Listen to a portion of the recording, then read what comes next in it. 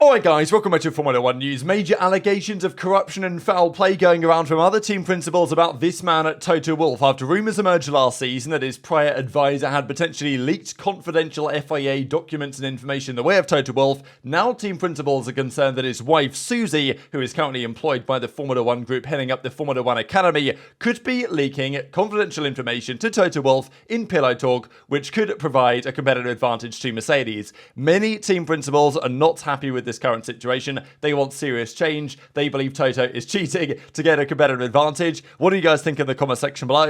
Hit the like button if you enjoy. Subscribe if you're new as always. I would greatly appreciate it. First of all, just a quick update on the Sergio Perez, Daniel Ricciardo story we talked about yesterday. The grid is set for next season, but after next year, 14 of the 20 drivers' contracts are officially over. Now, we think that Leclerc's going to get extended. We think that Sainz is going to get extended.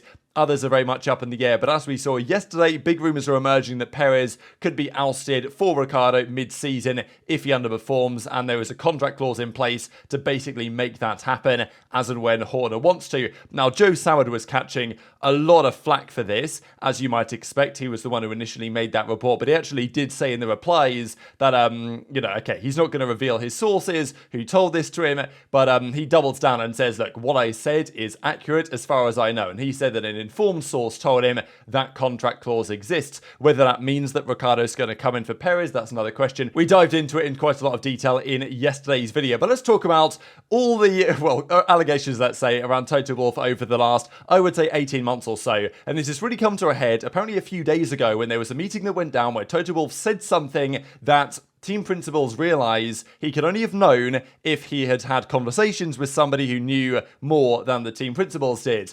He then got somewhat defensive and somewhat uncomfortable, and that has raised all the questions about what exactly is going on with Toto and his interesting relationships over the last couple of years. Starting with Shayla Ann Rao. So she was former advisor to Toto Wolff at Mercedes. She then went to work as an interim Secretary General for Motorsport at the FIA, so the governing body of the sport. She was then kind of fired or let go, kind of unclear from that role. Of course, she was interim anyway, so it was expected she was going to move on. And this is a common thing where former Mercedes, Red Bull, Ferrari, whoever people who worked in the sport go on to work for Formula 1 or for the governing body. It's how it goes, but of course you've got to ensure that there's no conflict of interest present, and there were rumours that she had leaked the private information around the cost cap breach from Red Bull to Toto Wolff earlier than others knew. Let's not forget that around the Singapore Grand Prix, it was not yet meant to be known what the outcome was of the audits of the 2021 cost cap that Red Bull, it turned out, had breached. And of course, the information that Wolff revealed at the time turned out to be bang on accurate when the cost cap figures eventually came through. So there was big suspicion at the time that, she was leaking information to Toto that could give them a degree of an advantage. So as Medland says, Shayla Ann Rao has, who had returned, is now gone, leaving the governing body again, and potentially was, if they believed there was foul play involved, therefore they were going to be letting her go, but that's an interesting debate. She also was pretty busy during her time, because I believe after she was gone, she then put in a complaint about allegations of bullying and sexism against the president, Ben Sulayem. So it was all going on, and this was a report from the time. But also during the season, this was a big controversy around Canada, the Canadian Grand Prix 2022. You guys might remember there was an update that weekend to the regulations which allowed a second floor stay to be added onto the floor. So especially at the start of last season, in order to ensure the rigidity of the floor and keep it in the right place, all the teams are putting in these floor stays. There was a change to the regulations at Canada which allowed a second stay to be put into place as well. Now, Mercedes turned up to Canada and immediately put a second stay on their car, on their floor. And other teams are like, hang on a second, this was announced like yesterday, and here you guys are with your second stay, which is, it definitely raised suspicion, as Mattia Binotto said at the time, that it caused concern, no doubt. I have full trust in the FIA that they will prove that she is professional, she's a lawyer, and she's got integrity. But the rumour was that former Toto Wolff Mercedes advisor had told Toto, hey, watch out, bring a second stay to Canada because you might need it type thing.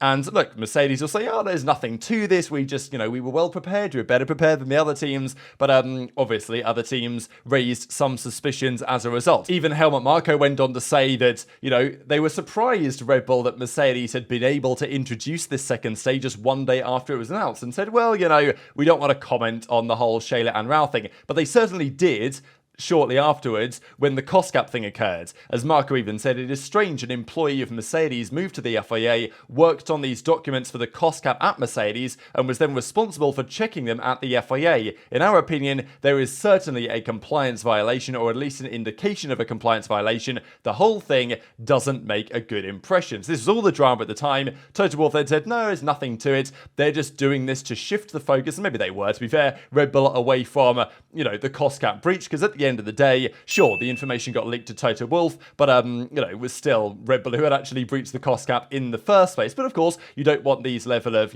compliance violations, conflict of interests, lack of integrity going on when, well, there could be very important information and information from which you could gain a competitive advantage, such as the second say thing, that could be gleaned when you have a relationship with someone at the governing body or the, let's say the company as a whole, as we shall discuss here in a second. So this all came back into the kind of the front spotlight, I suppose, over the last 24 hours after this new report from Business F1 magazine, where supposedly they spoke to potentially many team principals, or at least some team principals, which they keep anonymous, on what they think is going on behind the scenes. So they mentioned in the article that it was confirmed that at the time it was Shayla and Rao that had leaked the information. I don't know if that was ever fully confirmed, but I think you can read between the lines and say that it's pretty damn likely. Now the question is, though, what about Toto's relationship with his wife, Susie? She is employed by the Formula One group, the Formula One, management division overall. She works on the F1 Academy side, which is basically the female women's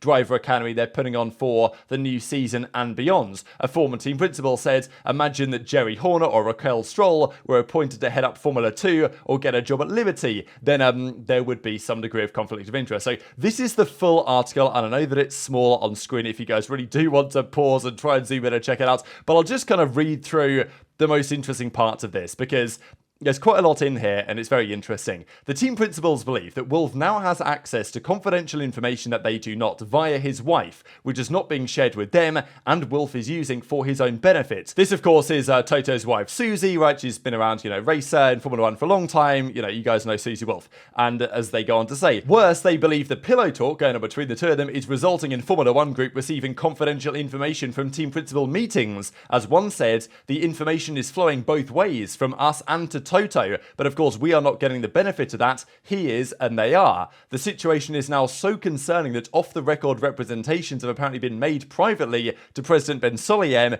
who has had an informal discussion with at least one team principal and reportedly with others about the potential problem as well. The president is thought to be unsure whether this is just the usual needle between team principals, which they do, which they, think they found an angle to get at Wolff, or is there a genuine cause for concern here? Other rumblings indicate, though, that it's becoming an increasing and genuine concern. The FIA and Formula One Group are currently in conflict over a number of important issues, which and Ben Sulayem is keen not to add to the bonfire, as it were. But he's under pressure to act, as many team principals are pushing this situation and saying it's increasingly uncomfortable, and even one labelled it as intolerable. Now, we have to wonder who this one team principal might be, and we'll get into who that might be in a second. You guys might be able to guess, to be honest. For sure, there is increasing unease amongst TPs about the situation. It appears to have been sparked off by an unusual discussion at their last meeting, where Toto Wolff clearly had advanced information about a topic that came up, which surprised a number of the team principals. A few of them worked out that it could only have come from a source at Formula One Group. According to a person there, Wolff immediately realised that he, as that person put it, had overspoken, and his uncomfortable body language immediately aroused the suspicions of some of the others. And, another person, admittedly with a history of conflict with Wolff, so you've got to wonder who this might be, outlined to Business F1 exactly what the team principal's concerns were. They're saying, hey, we can go and have a meeting, an internal meeting, and the next thing you know, it's all over Greg Maffei's desk. Now, he's the CEO, I think, of Liberty Media, who own Formula One, because, Toto's told his wife, who in turn has told Stefano Domenicali, who's then told Greg. So he added, Stefano's going to know what we said within 30 seconds.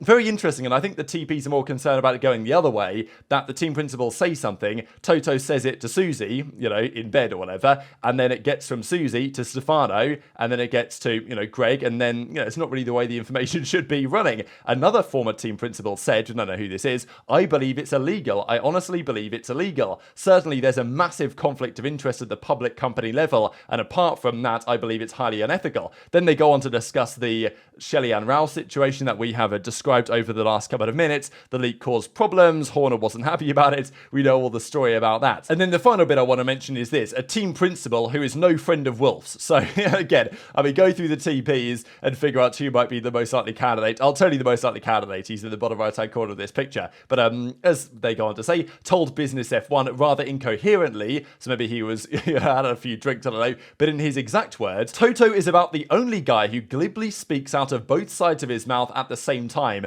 One day that may come back to bite him. I honestly think it's starting to bite him. I honestly do. Now, glibly kind of means like to speak, with confidence, but also without much thought and maybe without being as careful as you might want to be. So, that's kind of what he's getting at there. The situation with Susie Wolff is rather more serious than may seem apparent. It is 9 months since she was appointed as kind of Formula One Academy over at the Formula One Group, and at first, team principals took little notice, but now they are seething as they have realised what is going on.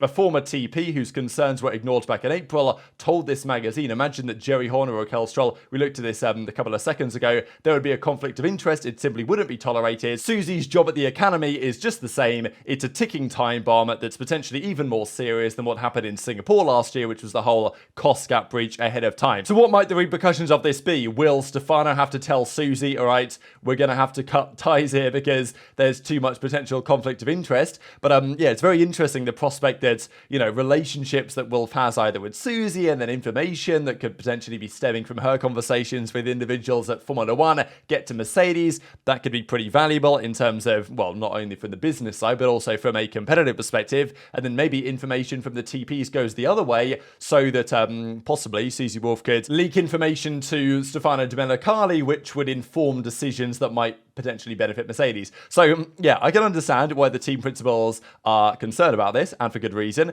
But as we heard discussed earlier on, that are they just, are the team principals just finding an angle to try and get at Toto, as they quite often do, or do they have a legitimate concern on this one, and is, their legitimate cheating going on in the background? Especially this rumour about a very recent meeting where Toto said something maybe glibly, as was described by that one particular team principal, which then has potentially come back to bite him. So we'll see how this develops over time. There were some good tweets going around about this, such as this one. Well, if Ginger Spice ran F2, should tell them, as in like Horner or Red Bull, what she wants, what she really, really wants. So good tweet for sure. And that's pretty much where all the drama is on Toto Wolff for now. So very much intrigued to your thoughts in the comments below. Just a few things to mention before we close out the video. I wanted to look at this. Team standings, 2022 compared to 2023. Few changes. A few quite substantial changes. Red Bull gained over 100 more points they got last year, but the rest of the field was way down, right? Mainly because there was way more competition for second place. Mercedes got second this time, Ferrari third,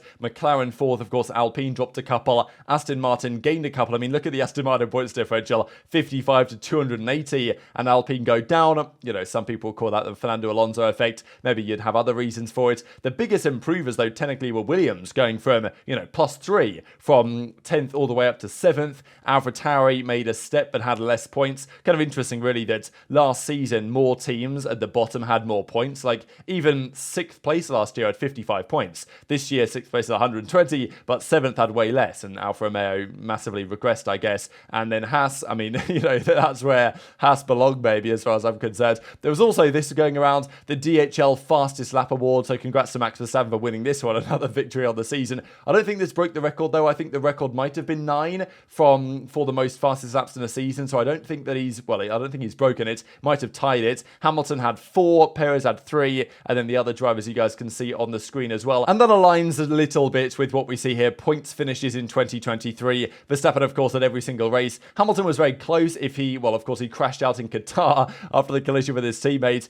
That would have been 21. And then the disqualification in Austin would have been the 22nd. So basically, Hamilton was there every race, apart from the race that he crashed in. Of course, you know, he got disqualified, but I think even if the flaw was legal, he would have still been in the points, for example. But yeah, Perez only at 19, Alonso 19, Sainz 18, Leclerc 17. But the thing about Leclerc, right, the amount of DNFs, DNSs, DNQs, all this stuff that Leclerc had, like, yeah, especially once he found his footing on the car. There was an interesting video, actually, the race put out today, and I saw a quote going around about this from Fred Vasseur as well, on that when they brought that Japan upgrade to the SF23, the floor upgrade, Leclerc could, you know, find a car balance and a setup that he was way more confident with. And from that point onwards, I mean, Leclerc's performance in qualifying especially and in the race was pretty mesmerizing, to be honest. So if Ferrari can maintain that going into next year's car, with any luck, we can get some good Verstappen-Leclerc battles at the front of the field. Throw Hamilton in the mix as well. You know, I don't know, throw Alonso into the mix as well, throw Norris into the mix. Could have a good season. Likely, though,